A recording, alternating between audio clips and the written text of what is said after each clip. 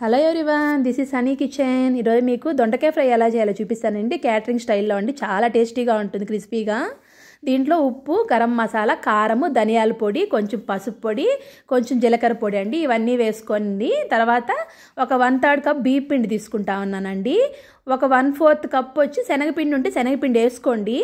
దీంట్లో కొంచెం ఒక 2 స్పూన్స్ కార్న్ఫ్లోర్ అండి, 1 స్పూన్ అయినా సరిపోతుందండి. నేను శనగపిండి వేయట్లేదండి. దీంట్లో శనగపిండి బదులు తినేశనగపప్పుల పొడి వేసుకుంటా ఉన్నానండి. ఇది తినేశనగపప్పుల పొడి అండి. నేను శనగపిండి వాడిన కాబట్టి వేయలేదండి. కావాలంటే మాత్రం ఖచ్చితంగా శనగపిండి వేసుకోండి. ఒక 1/4 కప్పు పర్ఫెక్ట్గా ఉంటుందండి, మీకు చాలా టేస్టీగా ఉంటుంది. ఇప్పుడు నూనె బాగా కాగిన తర్వాతే వేసుకోండి దొండకాయలు.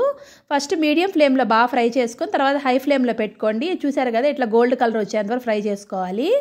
తర్వాత దీంట్లో కొంచెం తెల్లబాయి వేసేసి బాగా వేయించేసి పక్కన తీసేసుకోండి. లాస్ట్లో గ్రౌండ్ నట్స్ వేసుకోండి, శనగగింజలండి, అవి కూడా వేసి ఫ్రై చేసేసుకుంటే అంతే అండి, మీకు రెడీ అండి. మీకు నచ్చుంటే లైక్ చేయండి, షేర్ చేయండి, సబ్స్క్రైబ్ చేసుకోండి. ఓకే అండి, బాయ్ అండి.